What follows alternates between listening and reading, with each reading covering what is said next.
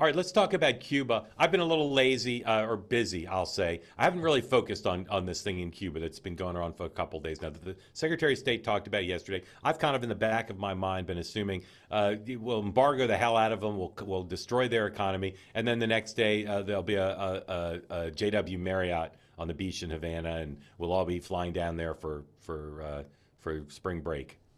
Not really, but I didn't really thought about this as a potentially violent transition. Well, here's this thing that's been going on. You put up the headline. This is from the Associated Press 109. Again, I'm sure all of you've seen these headlines, but I haven't really focused on it, and now I am because we're focusing together. Here's the Associated Press. Cuba says boat from Florida opened fire at its soldiers, starting fight that killed four. Here's the New York Times headline 110. Florida boat in gunfight had Cuban nationals intent on infiltration, Cuba says. Four people were killed and six other wounded after Cuban border troops engaged in a gunfight near the island's coast, the Cuban Interior Ministry said. So the Cuban government is basically suggesting a bunch of people came and started attacking Cuba, and they fought back. I think the people who were killed were on the boat, and maybe they were Cuban Americans. I don't know, and I don't think there's much clarity here. Jaime, what does all this mean? In other words, is this something that could lead to a shooting war between the United States and Cuba, or Americans, not the American government, but expats who want back in?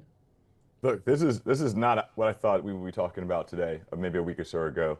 And so the fact that Cuba's been from the oil to this attack, the fact that Cuba's been in the headlines all over again, I'm sure it's making them a little happy. But look, Mark, there's so much going on in the world now, and I think adding one more complication is not what the president would like to do. But you know, things have been fraught with this relationship. I think the president has made some entreaties. You know, what we've noticed, and I've said this a lot, if the president gets upset and he feels like he's been taken advantage of, or he's being embarrassed, he's going to retaliate.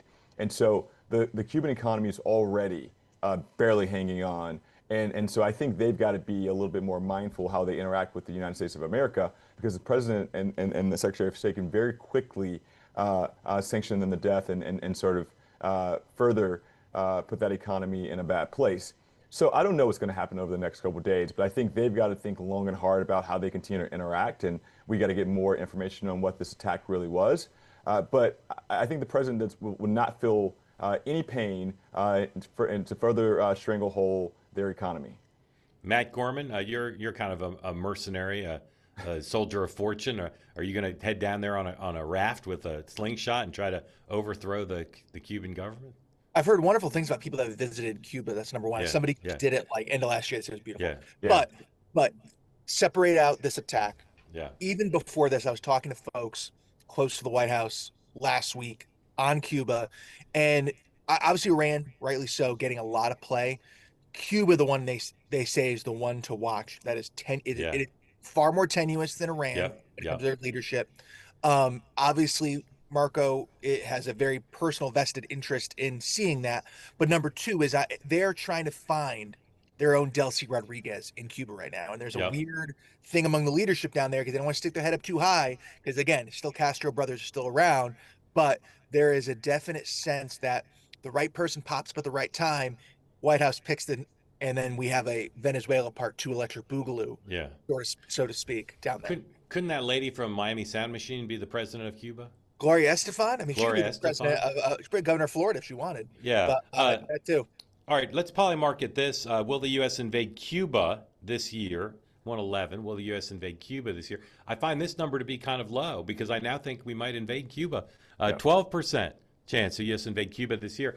I think once they're weak enough, we may just send Miami Sound Machine down there and have a pop-up election, and that'd be that. I'm using a jokey tone, but I really do think now that, as Matt just suggested, this thing could be happening, folks. I don't know what the U.S. government thinks of the boat that gets shot at, but it would not be a hard pretext if this administration that plays by its own rules, and it would be quite a moment if that happened. And don't underestimate. Again, I don't know this. I'm just making this up on top of my head, but this is what 2A is for. Everybody's paying attention to Iran, and then Cuba just comes. Yeah, Yeah. exactly. Good point. Hey, want to be part of the two-way community all the time? Hit the subscribe button. Great video clips like this, plus conversations like no other, full episodes, and more, always available on this channel. You got to hit subscribe to never miss a thing.